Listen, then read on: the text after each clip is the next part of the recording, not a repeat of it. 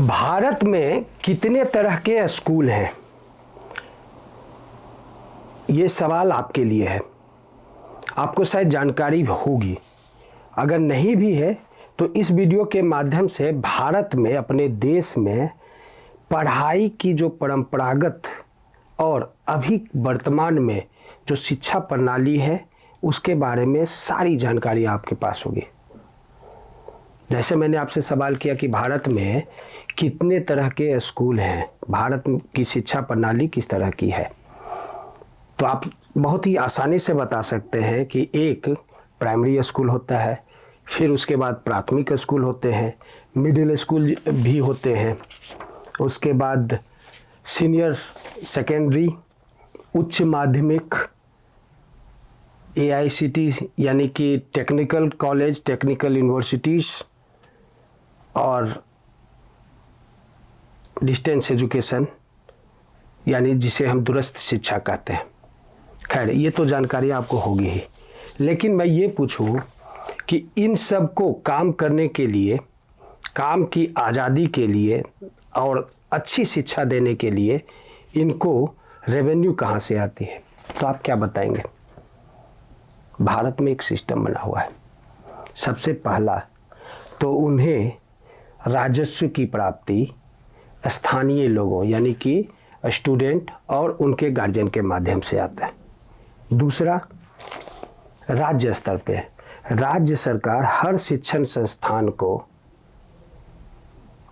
शिक्षा प्रणाली सही करने के लिए, शिक्षा प्रणाली को सुदृढ़ करने के लिए, शिक्षा प्रणाली को कंटिन्यू चालू रखने के लिए सहायता करती है।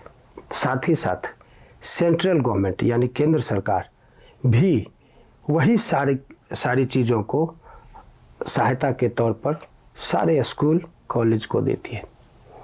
अब हम विस्तार से बात करते हैं कि पूर्व स्कूल यानी कि प्राथमिक स्कूल किसे कहा जाता है। ऐसे स्कूल जिसमें कि आप अपने छोटे बच्चे को का एडमिशन करवाते हैं, आप उसको चाहे LKG, UKG और इन तरह की बातें कर ले, प्राइमरी स्कूल या फिर स्पोर्ट्स या फिर किसी और तरह के स्कूल का नाम दे, लेकिन सरकार के डायरी में इसको पूर्व स्कूल कहा जाता है हिंदी में। यहाँ पे 3 साल से ऊपर के बच्चों का एडमिशन होता है। 3 साल और 3 साल से ऊपर के बच्चों का। पूर्व स्कूल के बाद प्राथमिक स्कूल होता है यानी प्राइमरी स्कूल।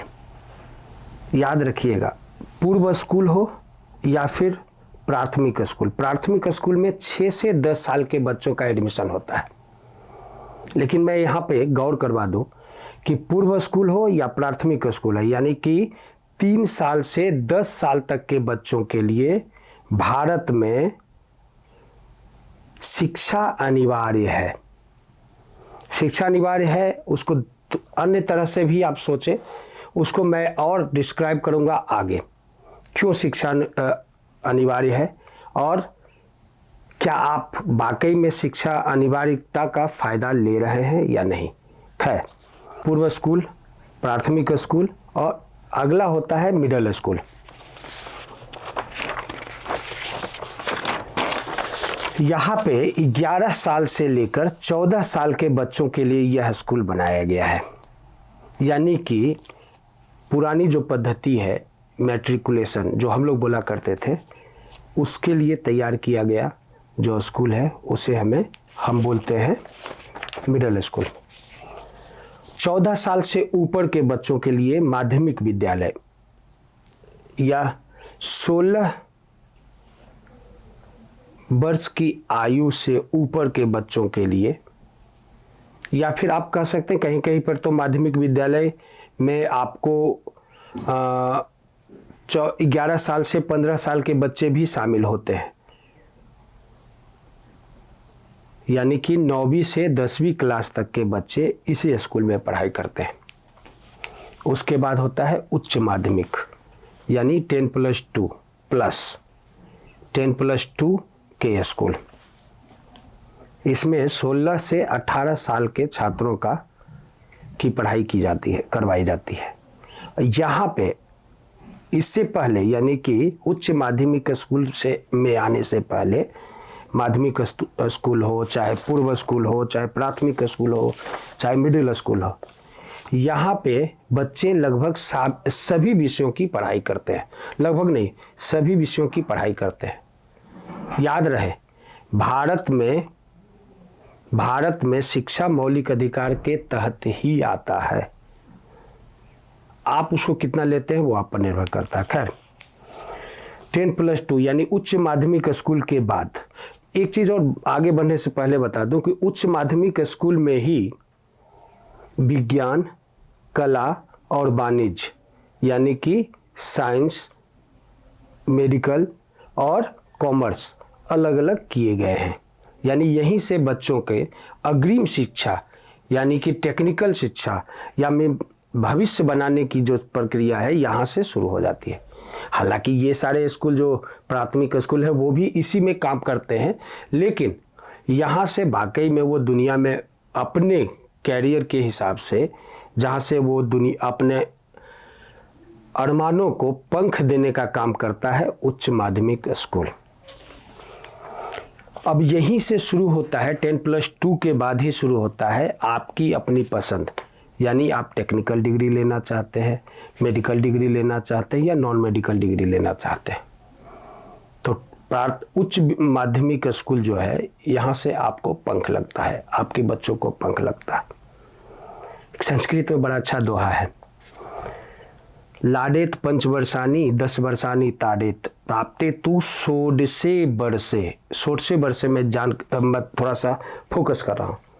पुत्रम मित्रम बदाचरित, यानी ये जो कहा जाता है 16 वर्ष के आपके बच्चे अगर 16 वर्ष के हो गए तो वो पुत्र नहीं मित्र के समान होते हैं। यानी कि हम मित्र बनाकर हम अपनी जो चाहत है उस पर थोपते नहीं हैं, उसे हम दुनिया में उड़ने के लिए, दुनिया में अपनी पहचान बनाने के लिए छोड़ जाते हैं। यानी यही उच्च माध्यमिक स्कूल है जहाँ 16 वर्ष के ऊपर के बच्चे, 16 वर्ष के बाद के बच्चे यहाँ से निकल के 16 वर्ष तक के बच्चे यहाँ से निकल के जाते हैं और दुनिया में अपना नाम बनाते हैं। अब हम आते हैं भारत में शिक्षा प्रणाली जिस तरह से काम कर रही है, यानी उच्च माध्यमिक विद्यालय के बाद अग्रिम अध्ययन यानी कि बेहतर शिक्षा के लिए जो व्यवस्था है उसे हम बोलते हैं अग्रिम अध्ययन सेंटर। मुख्य रूप से यहाँ पे स्नातक डिग्री दी जाती है। यहीं पे ये जो अग्रिम अध्ययन वाला संस्थान है, यहाँ तकनीकी शिक्षा यानी कि टेक्निकल एजुकेशन जिसको कि भारत में कंट्रोल करता है AICTE, जिसमें कि मुख्य संस्थान आते हैं हमारे IIT, NIT, IIT और भारतीय अंतरिक्ष विज्ञान, इन सब में शामिल हैं। अब अगला जो स्टेप आता है, अगला जो हमारी व्यवस्था है वो है दूरस्थ शिक्षा यानी डिस्टेंस एजुकेशन का, जिसमें कि सबसे बड़ा नाम है इग्नू, इंदिरा गांधी राष्ट्रीय मुक्त विद्यालय, जो कि दिल्ली में अवस्थित है। तो ये तो हमारी शिक्षा प्रणाली और शिक्षा व्यवस्था है। लेकिन ख्याल रहे, न्यू एजुकेशन पॉलिसी 2020 यानी कि जो हमारे 2020 में नई शिक्षा प्रणाली आई है, इसमें कुछ बदलाव है। आपको उस बदलाव के साथ चलना है। ये परंपरागत और जो अभी तक व्यवस्था है वो तो मैंने आपको बताया। नई शिक्षा प्रणाली भारत में लागू हो चुकी है, बस ये है कि अब उसका क्या क्या इम्पैक्ट होगा उस पर काम हो रहा है और धीरे धीरे वो बदलाव आपको दिखेगी। लेकिन याद रहे, एजुकेशन लेना, शिक्षा लेना आपका अधिकार है और अपने अधिकार के प्रति जागरूक रहिए। और हाँ, मैंने आपको ब्रीफ करने का कोशिश किया, मैं एक्सपर्ट नहीं हूँ।